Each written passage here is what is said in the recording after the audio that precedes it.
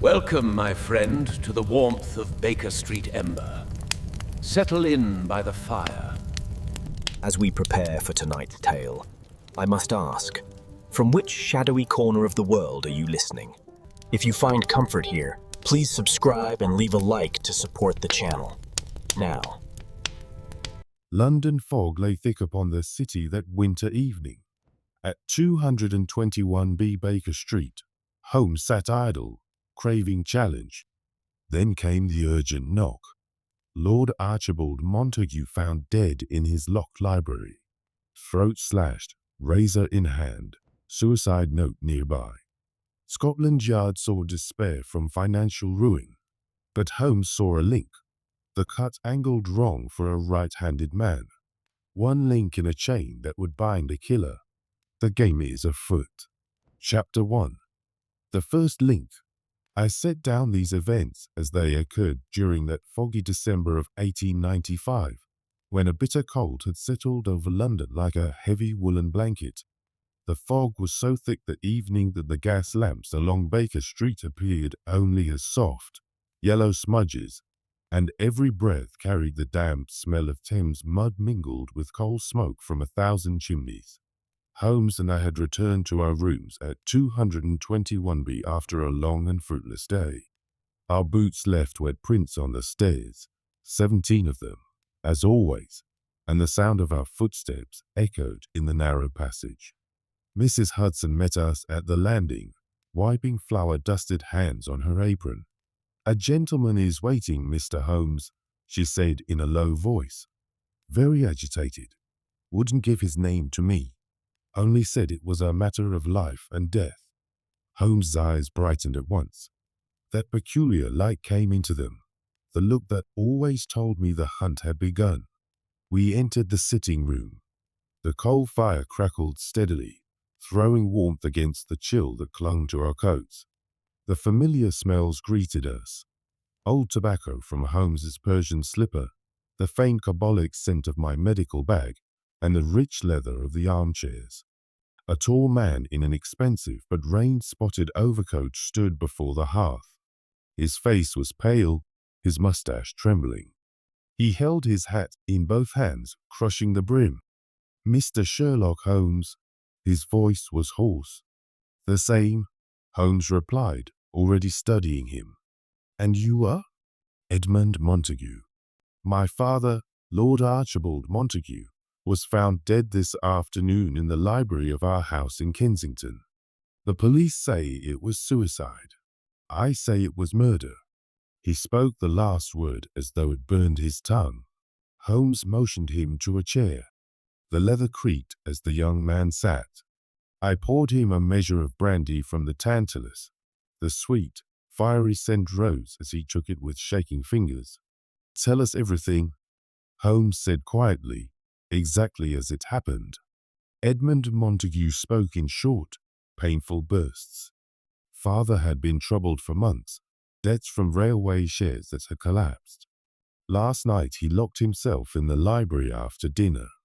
This morning the door was still locked from inside. No key on the outside. When they forced the door open, he was slumped across the desk, throat cut, his own razor in his right hand. A note lay beside him.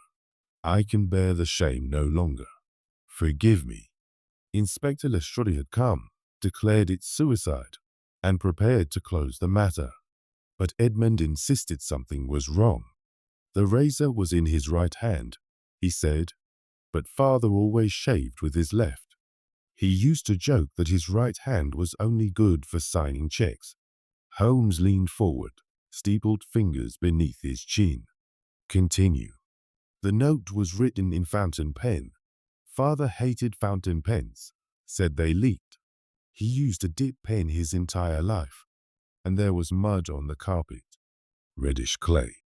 We have no such soil in our garden. Kensington is clean gravel and roses." Holmes rose and began to pace slowly before the fire, the floorboards creaking under his slippers. "Reddish clay," he repeated softly. "Interesting. Very interesting." We left for Kensington at once in a hansom cab. The wheels hissed over wet cobblestones, the horses' hooves muffled by fog. Gas lamps passed like ghosts. The bitter cold bit at my ears. I pulled my muffler tighter. Montague House stood dark and tall behind iron railings. A constable stood at the door. Lestrade met us inside the hall, looking weary and irritable.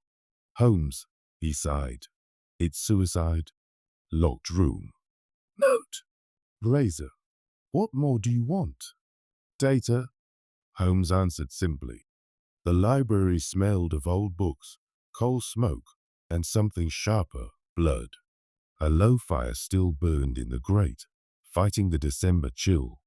Lord Montague lay where he had fallen, head on the blotter, blood congealed in a dark pool.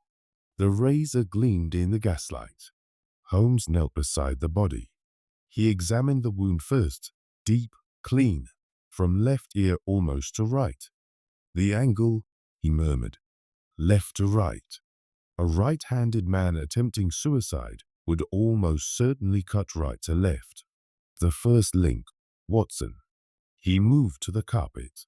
Small smears of reddish clay lay near the window, faint but unmistakable. "The second link," he said. "This clay is not Kensington soil. It is found near the Whitechapel docks, old brickworks and foundry waste mixed with river mud. Lord Montague was not near the docks yesterday. His shoes are clean." He rose, eyes gleaming. "The third link, the suicide note. The ink is fresh, still has the faint chemical smell of modern fountain pen ink. The paper was torn from a commonplace pad in this very room, yet the tear is too clean, too deliberate. It was prepared elsewhere." Lestrade snorted. "You're seeing ghosts, Holmes." "Am I?" Holmes turned to the window. The catch was slightly loose. A thin line of damp fog had crept inside. Someone opened this window from outside. The clay was tracked in. The door was locked after the deed was done, likely with a string or wire pulled through the keyhole, an old housebreaker's trick. He drew upon his pipe, the strong tobacco smoke curling upward. "I recall a case some years ago, the matter of the solitary cyclist. A locked gate, a dead man, an apparent suicide. But the tire marks in soft earth told another story. The ground remembers, Lestrade, just as this carpet remembers." He turned back to the body. "So we have 3 links already. The unnatural direction of the wound, the alien clay, the forged note. 3 links in a chain that will grow longer before the night is out." Edmund Montague, who had been standing silent in the doorway, stepped forward. "Then you believe me? It was murder." Holmes looked at him steadily. "I believe a chain has begun to form, and when the chain is complete, the truth will bind someone very tightly indeed." We returned to Baker Street very late. The fire had burned low. Holmes sat in his chair, pipe in hand, staring into the embers. The room smelled of coal smoke and strong tobacco. "The first link is forged, Watson," he said quietly. "Others will follow. The game is truly afoot."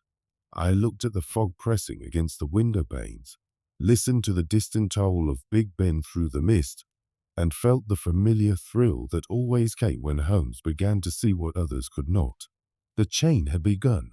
Chapter 2. Forging Connections. The next morning the fog had thickened again, turning Baker Street into a world of grey shapes and muffled sounds. I woke to the steady patter of rain against the window and the low crackle of the coal fire that Mrs. Hudson had already lit. The air in our sitting room carried the familiar mixture of strong tobacco, warm wool, and the faint metallic edge of coal smoke. Holmes was standing at the window, pipe in hand, watching the blurred figures moving beneath the gas lamps. He had not slept much.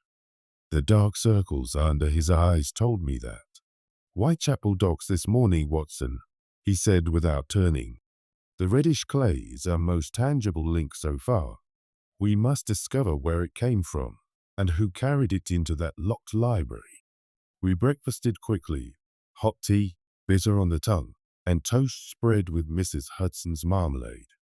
Then we wrapped ourselves in heavy coats, the rough tweed scratching at my neck, and stepped down the 17 stairs into the damp morning. A hansom cab took us eastward. The wheels hissed over wet cobblestones. Every few moments the horses' hooves would slip slightly, and the cab would lurch.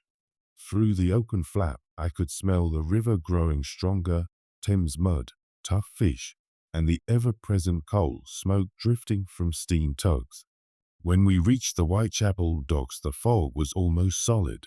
Men moved like shadows between stacks of crates and coils of rope. The wooden planking under our boots was sleek and black with moisture. Everywhere there was the sound of water dripping, ropes creaking, and the low, mournful hoot of a foghorn somewhere downriver. Holmes walked directly to a row of brick warehouses near the water's edge. He crouched beside a pile of discarded packing straw and scraped at the ground with his penknife. The blade came away streaked with the same reddish-brown clay we had seen in the library. Exactly the same composition, he murmured. Brick dust, coal ash, river silt. This is not garden soil. This is dockside dirt. We questioned the foreman of the nearest warehouse, a broad man named Cutler whose hands were black with tar and whose breath smelled of tobacco and onions. Lord Montague? He grunted. Aye, he had dealings here. Imported machinery parts, chemicals, bits and pieces. Lately he was arguing with a man named Slade, Victor Slade. Owns 3 warehouses further along. Said Montague owed him money and was trying to cheat him on a shipment. Holmes's eyes narrowed. Was Slade here yesterday afternoon? Cutler shrugged. Can't say for certain. He comes and goes. But his men were loading crates till late. One of them, tall fellow, left-handed, dropped a case and cursed loud enough to wake the dead. We moved on. The air grew colder near the water. My fingers were numb inside my gloves. Holmes stopped at the edge of the quay and pointed to a smear of the same clay on the wooden lip of the dock. Someone stepped here, then walked across damp planks, then into a carpeted room, he said. The chain is lengthening, Watson. Our next destination was Edmund Montague's club in St. James's. The fog had thinned slightly by the time we reached Piccadilly. The cab rattled over drier streets. Inside the club the atmosphere was very different, warm firelight, the rich smell of leather and cigar smoke, the quiet murmur of well-bred voices. Edmund was sitting alone near a window, a half-empty glass of brandy in front of him. The sweet, woody scent of the spirit rose as he lifted it. You've come about father, he said before we could speak. Holmes sat opposite him. Your father had financial difficulties. How deep? Edmund looked down at his hands. Very deep. He had borrowed heavily to cover railway losses. Some of the lenders were not gentlemanly. Victor Slade was one of the worst. He holds markers on several of my own debts as well. Father and I quarreled bitterly about it 2 days ago. Did you leave the house after that quarrel? Holmes asked. No. I went straight to this club and played cards until 3 in the morning. The porter and 3 members can swear to it. Holmes studied him for a long moment. And the gunpowder residue on your father's razor, any idea how it came to be there? Edmund blinked. Gunpowder. Father never touched firearms. He disliked them. We left the club in silence. Outside, the rain had eased to a fine drizzle. The gas lamps reflected in shallow puddles on the pavement. Our footsteps sounded hollow. Edmund's alibi appears solid, I said. For the moment, Holmes replied. But debts are powerful motives, and debts can be transferred from father to son. Our third visit was to the offices of Victor Slade in Leadenhall Street. The building smelled of ink, damp paper, and the sharp tang of metal polish. Slade received us in a room lined with ledgers and maps. He was a large man, clean-shaven, with cold eyes and a left-handed habit. He reached for his pen with his left hand and signed a receipt without changing grip. Montague was a fool, he said flatly. He owed me £12,000. He tried to settle with promises and worthless shares. I told him I would take him to court. Were you at the docks yesterday afternoon? Holmes asked. I was in my office until 6. Then I dined at Simpson's. You may check. As we left, Holmes paused at the doormat. A faint streak of reddish clay clung to the fibers. He lies about one thing or another, Holmes said softly. The clay is here too. We returned to Baker Street as the short winter afternoon was already darkening. Mrs. Hudson had kept the fire high. The room felt blessedly warm after the damp streets.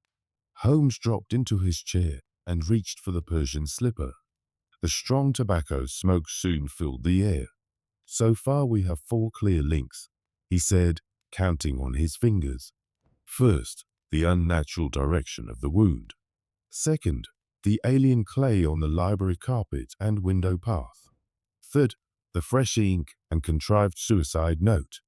Fourth, the gunpowder residue on the razor, which appears again in the vicinity of Slade's premises. He leaned back, eyes half closed. These are no longer isolated observations. They are beginning to connect. Link by link, the chain takes shape. I poured us both a glass of hot whiskey and water. The steam rose, carrying the clean, peaty scent that cut through the tobacco smoke. Do you suspect Slade? I asked. I suspect everyone until the chain is complete, Holmes answered. But the links are forging themselves around one man more tightly than the others. And when the next piece falls into place, we shall know.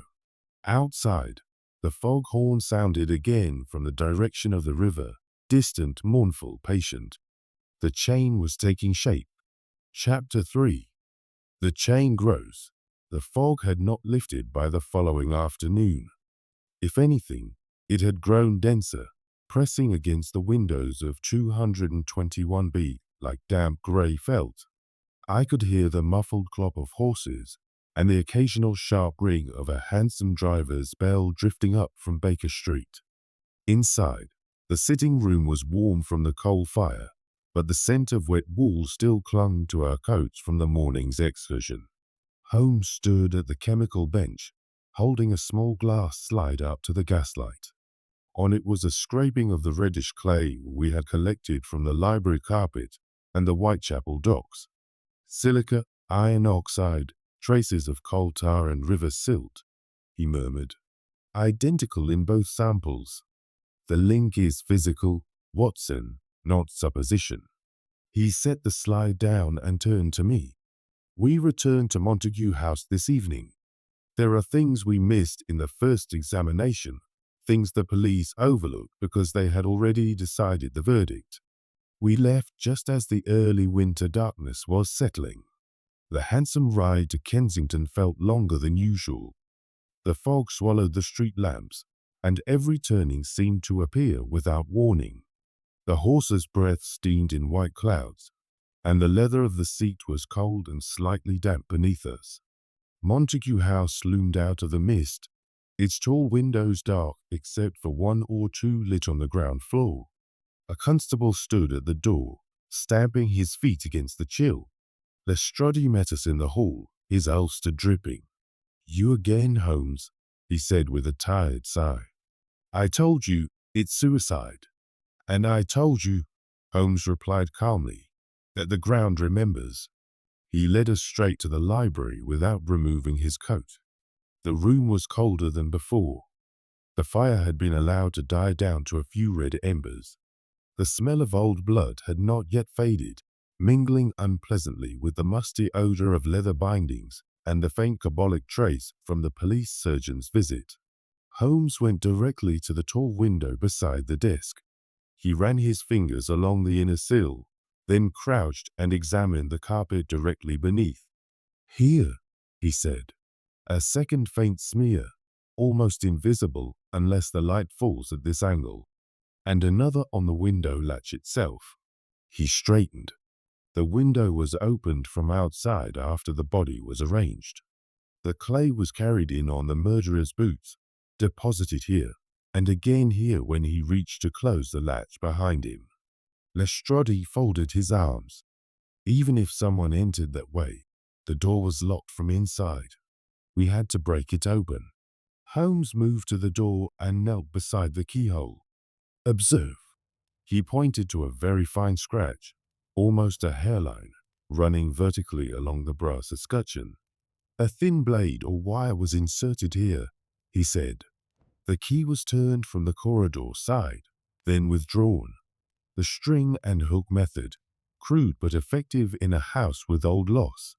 The scratch is fresh, the metal still bright beneath.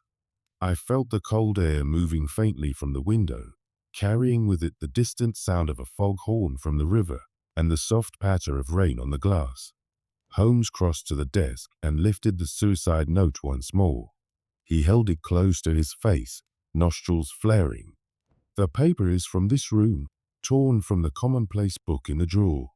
But the tear is too clean. It was torn elsewhere, then brought here and placed beside the body. And the ink. He sniffed again. Modern fountain pen ink. Lord Montague used a dip pen and iron gall.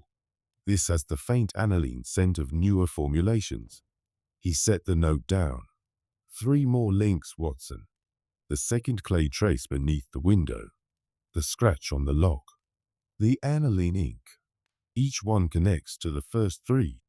The wound direction, the dockside clay, the gunpowder on the razor. He paced slowly before the dying fire, the floorboards creaking under his boots. I am reminded of the case of the engineer's thumb. There too a locked room was no barrier to murder. The criminals used a hydraulic press in a seemingly innocent house. The evidence was in the blood stains on the floorboards and the faint smell of oil that no one else noticed. Observation pierced the illusion of accident. Here the illusion is suicide, but the room itself accuses the intruder. He stopped and looked at Lestrade. May we examine the safe? Lestrade hesitated, then nodded. Behind a row of dummy books on the 3rd shelf was a small wall safe. The dial showed faint smudges of oil, recent use. Inside lay a thin bundle of papers, share certificates, promissory notes, and a ledger page showing transfers of large sums to an account in the name of Victor Slade. Holmes scanned the entries quickly. Embezzlement, he said. Lord Montague had begun to suspect systematic theft from his own companies. The last entry is dated 3 days ago. He intended to confront someone. He closed the safe door. The chain grows stronger, Inspector. Money is the oldest motive, and it leaves tracks as surely as clay on a carpet. We spoke briefly with the family before leaving. Lady Montague sat in the drawing room, a shawl around her shoulders. The fire there burned brighter. The room smelled of lavender and hot tea. He was troubled, she whispered. But he would never have taken his own life, not while there was a chance to fight. Edmund stood by the window, staring into the fog. I wish I had listened more carefully when he spoke of the accounts, he said. He mentioned a name, Slade, several times in the last week. The butler Graves brought fresh tea. His hands were steady, but I noticed a faint tremor when Holmes asked if anyone had been seen near the library window on the night in question. No one, sir, Graves answered. The curtains were drawn. Holmes merely nodded, but his eyes lingered on the man's cuffs, white, starched, and bearing the faintest greyish smudge. Back at Baker Street the fire roared high again. Holmes sat in his chair, legs stretched out, pipe sending slow blue wreaths toward the ceiling. The strong tobacco scent filled the room, mingling with the clean heat of burning coal. 7 links now, he said quietly. The wound, the clay, the gunpowder, the forged note, the window trace, the lock scratch, the embezzlement ledger. Each one solid, each one connecting to the next. He tapped the stem of his pipe against his teeth. The chain is no longer a few scattered pieces. It is beginning to take form, coherent, continuous, and tightening. Outside, Big Ben struck the hour, the deep notes traveling through the fog like a warning. I looked across at my friend, his face half in shadow, half lit by the fire. The chain grows stronger, Holmes. He gave the smallest of smiles. And logic binds, Watson. Logic always binds. The chain grows stronger. Logic binds. Chapter 4. Testing the links.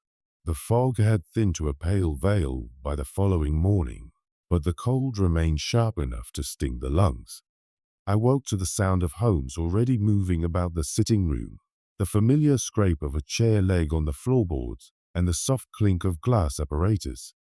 When I entered, he was standing over the table with several small envelopes and a magnifying lens, studying something intently. "Today we test the chain, Watson," he said without looking up. "Some links will hold. Others will shatter. Only the true ones survive." We began early. The first hansom took us back to the city, to the narrow street where Victor Slade kept his principal office. The air smelled of wet stone, ink, and the faint metallic bite of coal smoke drifting from a dozen chimneys. Slade received us in the same room as before, but this time his manner was colder, more guarded. "You return quickly, Mr. Holmes," he said, left hand resting on the edge of his desk. "I thought I had answered all your questions." "You answered some," Holmes replied. "Now I wish to see your coat, the one you wore 2 nights ago." Slade stiffened. "I fail to see." "You will," Holmes said quietly. After a long moment, Slade rang for his clerk. A heavy ulster was brought. Holmes ran his fingers along the hem and cuffs. A faint reddish streak appeared on his handkerchief when he rubbed the cloth. "Dockside clay," he said. "The same as in the library. You were there that evening." Slade's jaw tightened. "I have warehouses on the river. I walk my own property." "That proves nothing." "Perhaps not alone," Holmes conceded. "But it is a link. We shall see if it holds." We left him staring after us, the door closing with a heavy thud. Chapter 6. Links to the past. Every step accounted for. Every lie exposed. Slade suddenly lunged forward, wrist straining against the cuffs. "You have nothing but theories," he snarled. Holmes regarded him calmly. "I have evidence. Scotland Yard has evidence. A jury will have evidence. And the chain does not forgive." Lestrade stepped forward. "Victor Slade, Harold Carver, I arrest you both on the charge of willful murder." The sergeants moved at once. Carver began to sob quietly. Slade stood rigid, face drained of color.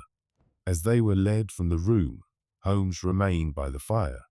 Lady Montague rose, trembling, and took his hand. "Thank you, Mr. Holmes," she whispered. "For truth, for justice." Holmes inclined his head. "The truth was always there, madam. It merely waited to be forged into a chain." Outside, the mist thickened again, swallowing the sound of departing carriages. Every link accounted for. The chain complete. Chapter 8. Justice in Chains. The fog lingered into the 7th morning like a reluctant guest, thin now, but still veiling the rooftops of London in pale grey.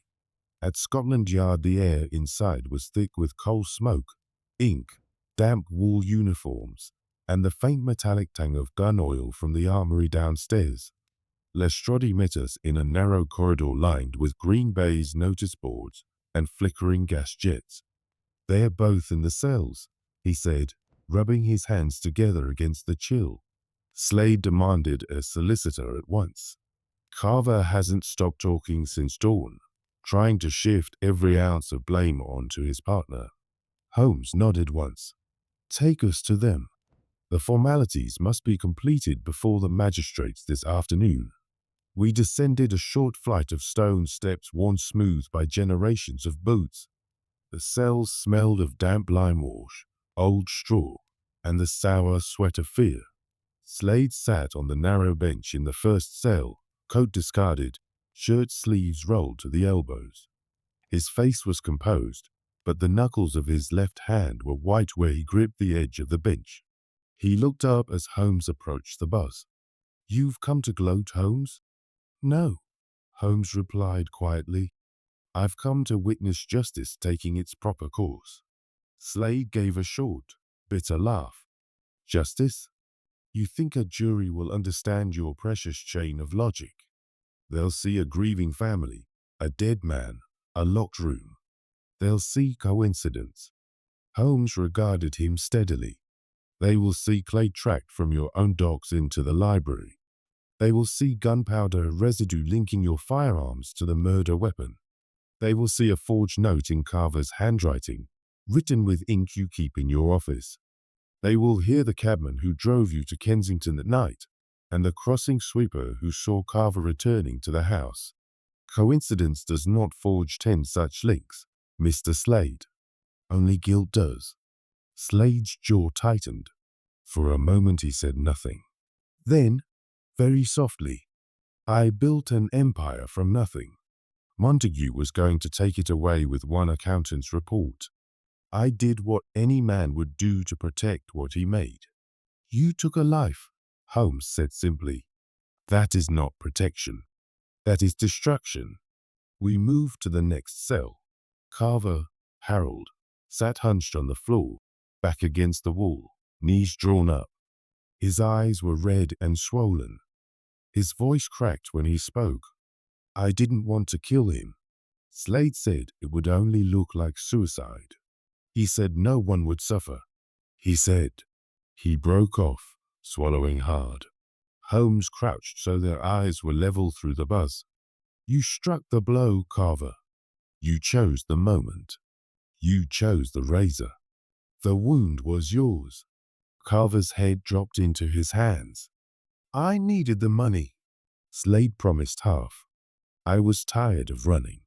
I thought, one clean act and it would be over." "It is over now," Holmes said, "but not as you hoped." Lestrade cleared his throat. "Enough for today. The van is waiting. They'll be taken to Bow Street for the first hearing." We followed the prisoners out into the yard. The police van stood ready, black and windowless, 2 sturdy horses stamping against the cold. The air outside tasted cleaner after the close smell of the cells, river mist, wet stone, a trace of coal smoke drifting from a nearby chimney. Slade climbed in without a word. Carver hesitated at the step. A constable gave him a gentle push. The door slammed shut with a heavy clang. The driver cracked his whip and the van lurched forward, iron-rimmed wheels grinding over the cobbles. Lestrade turned to Holmes. "You've given us an airtight case. The Director of Public Prosecutions is already preparing the indictment. Murder in the first degree for both. No chance of manslaughter or provocation." Holmes inclined his head. "There are still loose threads to tie off."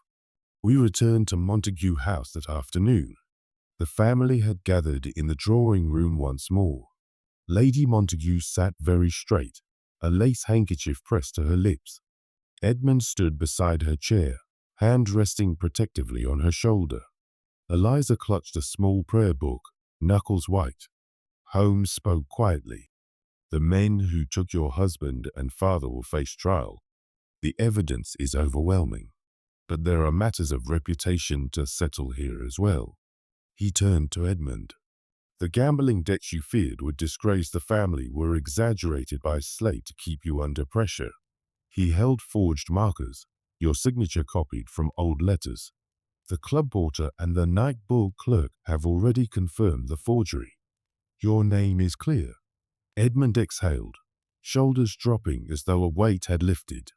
"And the quarrel with my father was real," Holmes said gently, "but not murderous.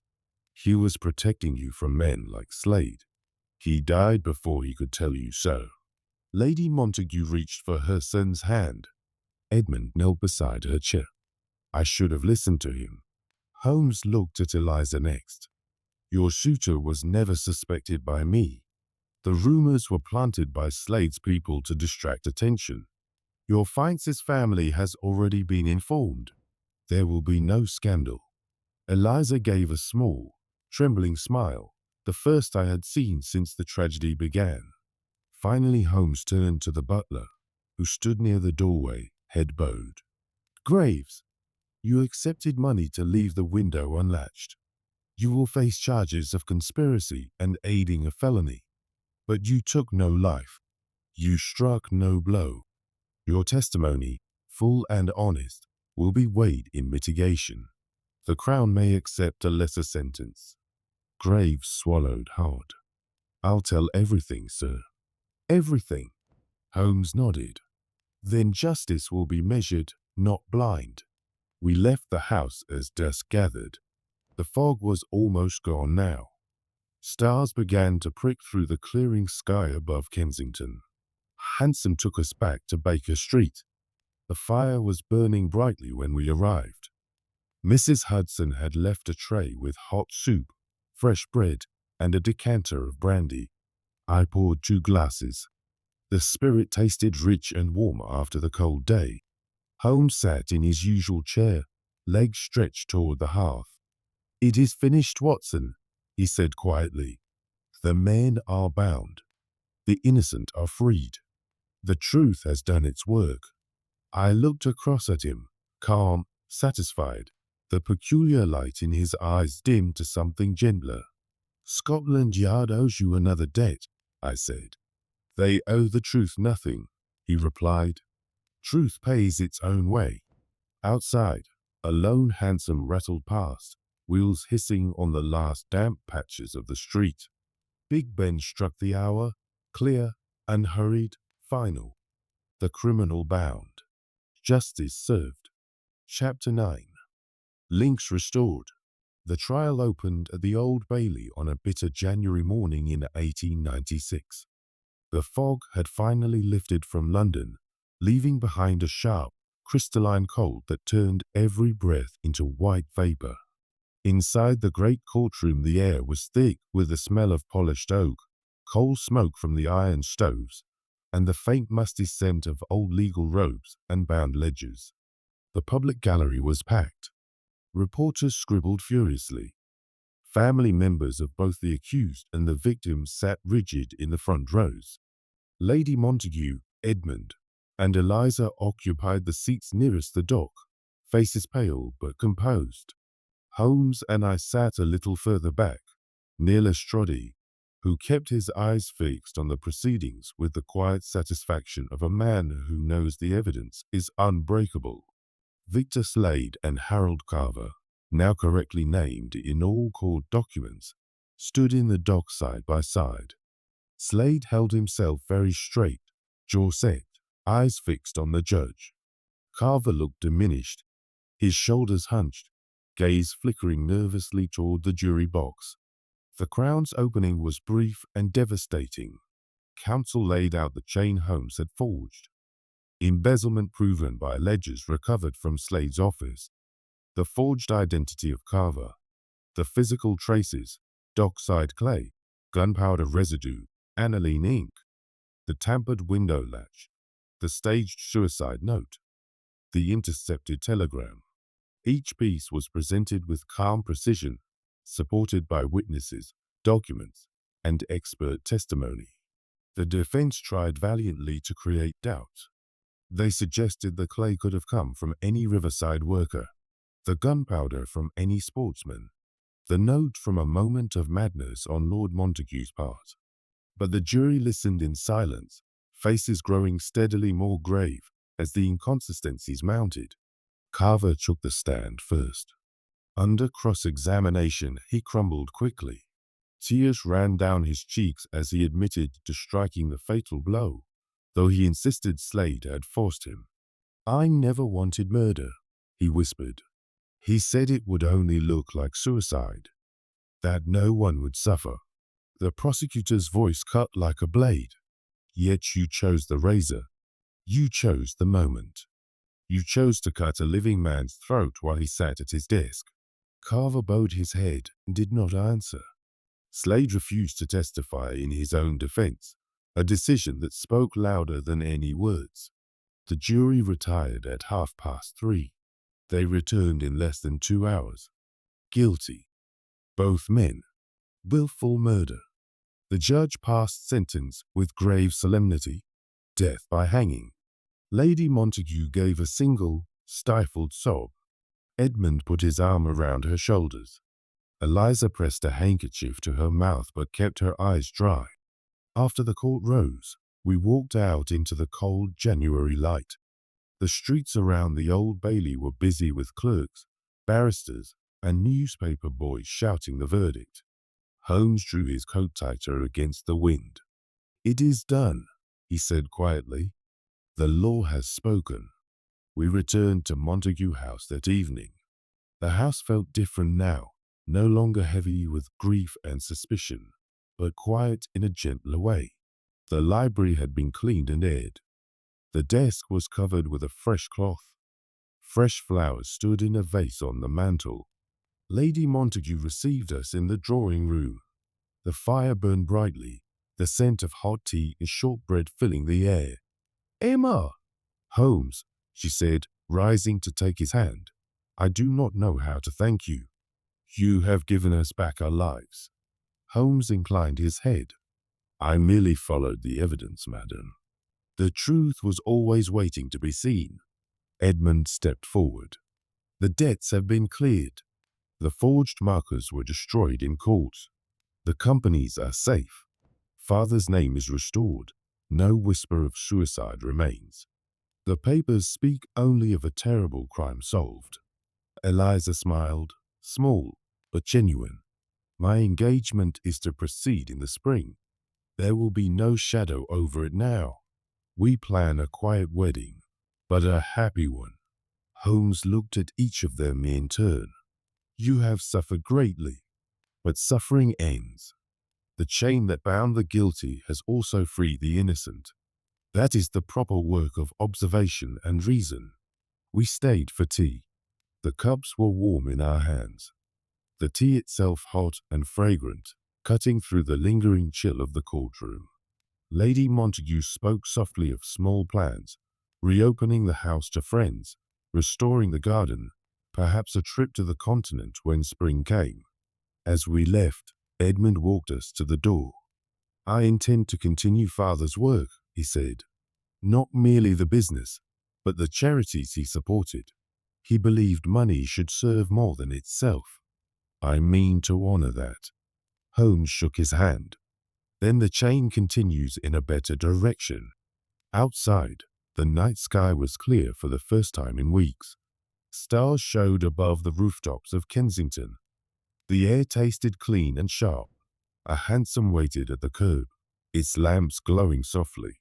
We rode back to Baker Street in companionable silence. The wheels hissed over the cold cobbles. The horse's breath steamed in white clouds. When we reached home, the fire was already lit. Mrs. Hudson had left a decanter and 2 glasses on the table. I poured the brandy. The liquid caught the firelight, amber and warm. Holmes sat in his chair, legs stretched toward the hearth. "Order has returned," he said quietly. "The streets of London are no more dangerous tonight than they were before the crime. A family has been restored, a reputation protected, a truth established." I raised my glass. "To truth." He touched his glass to mine. "To truth." Outside, the city went about its business, hansoms clattering, gas lamps hissing, voices calling in the distance. London had swallowed the tragedy and moved on, as it always does. Inside 221B, the fire crackled gently. The room smelled of coal smoke, old leather, and strong tobacco. The links had been restored. Order restored to London streets. Chapter 10. By the fire at Baker Street. Several weeks had passed since the Old Bailey delivered its verdict. London had slipped quietly into the deeper part of winter. The short days were lit by gas lamps from mid-afternoon, and the air carried the clean, frosty bite that follows a hard frost. At 221B Baker Street, the sitting room was warm and peaceful. The coal fire burned with a steady, contented crackle. The familiar smells of strong tobacco, hot coffee, and old leather filled the space. Mrs. Hudson had just brought up a fresh pot and a plate of buttered scones. Their warm, yeasty scent drifted pleasantly across the room. Holmes sat in his usual armchair, legs stretched toward the hearth, a thin volume of criminal memoirs open on his knee but unread. His pipe sent slow blue wreaths curling upward. I occupied the opposite chair, a medical journal resting forgotten in my lap. For once, neither of us felt the need to speak immediately. The silence was comfortable, the kind that comes after a long and difficult case has finally been laid to rest. Eventually, Holmes closed the book with a soft snap and set it aside. "The newspapers have moved on," he said quietly. "Montague is no longer front-page news. A railway disaster in the Midlands and a diplomatic incident in Constantinople now occupy the headlines. As it should be." I nodded. "The family is beginning to heal. I received a short note from Lady Montague yesterday. Edmund has taken over the business affairs with surprising steadiness. Eliza's wedding is planned for April. They intend to scatter roses on Lord Montague's grave on the anniversary." Holmes drew thoughtfully on his pipe, a fitting tribute, and a reminder that life continues beyond the chain of evidence. He leaned forward slightly, elbows on the arms of the chair, fingers steepled beneath his chin, the old familiar attitude of reflection.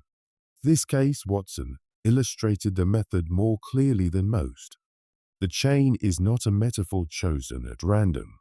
Every observation is a link, small, perhaps insignificant when viewed alone. The reddish clay, the direction of the wound, the scent of fresh aniline ink, the scratch on the lock, the gunpowder residue, each one meaningless in isolation. But when the mind forges the connections, when it refuses to accept coincidence and insists on coherence, those scattered pieces become an unbreakable sequence." He paused, eyes on the fire. "I have always maintained that the science of deduction is nothing more than trained observation sharpened by logic. Most people see the world in fragments. The trained mind sees the pattern that binds the fragments together. In this affair, the pattern was financial greed reaching backward into India and forward into a locked library in Kensington. The past and the present were joined by the same motive, the same men, the same methods.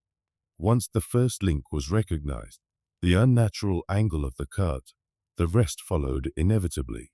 He smiled faintly, almost to himself. "Do you remember the Valley of Fear?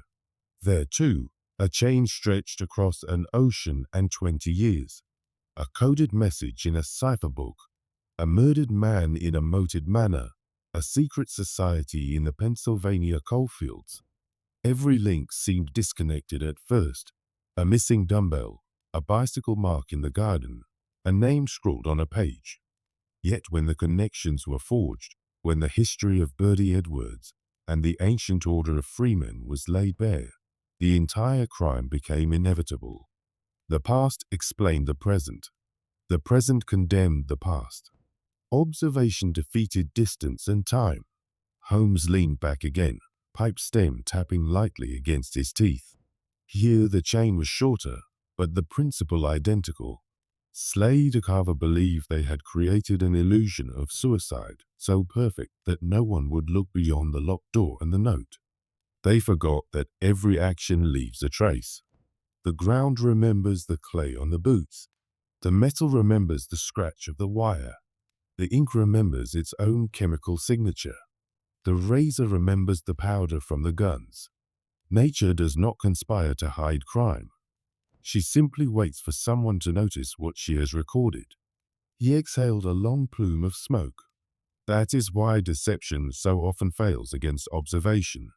The liar must construct an entire false world, every detail perfect, every contradiction avoided. The observer needs only one genuine inconsistency to bring the whole edifice down. One link that does not fit. One fact that refuses to bend. From that single point of fracture, the truth propagates outward until nothing false can stand it. I set my journal aside and reached for the coffee pot. The liquid poured hot and dark. Its bitter fragrance mingled with the tobacco smoke. "You make it sound almost mechanical," I said. "It is mechanical," Holmes replied, "in the sense that a watch is mechanical. But the spring is human curiosity, the refusal to accept the surface explanation. When you eliminate the impossible, what remains, however improbable, must be the truth. That is not poetry. It is arithmetic." He smiled again, softer this time. "And yet there is beauty in it, Watson. Not the beauty of art, perhaps, but the beauty of order restored, a family freed from suspicion, a reputation protected, a wrong righted. The chain does not merely bind the guilty, it liberates the innocent. That is the quiet satisfaction at the end of every case." Outside, a hansom cab passed slowly along Baker Street, wheels hissing on the thin film of frost. Big Ben struck the hour, clear and unhurried in the cold night air. Holmes rose and walked to the window, looking down at the street below. "The game continues," he said quietly. "Tomorrow or the next day or the day after that, another puzzle will present itself. Another set of scattered links. Another chain waiting to be forged." He turned back to me, eyes bright with that peculiar light once more. "Until then, we rest. The fire is warm. The coffee is hot. And London, for the moment, is at peace." I raised my cup in a small salute. "To the next chain, Holmes." He returned the gesture with his pipe. "To the next chain, Watson." The fire crackled on. The tobacco smoke drifted lazily toward the ceiling. Outside, the great city breathed quietly beneath the winter stars. Until the next chain forges, dear listener, the game continues.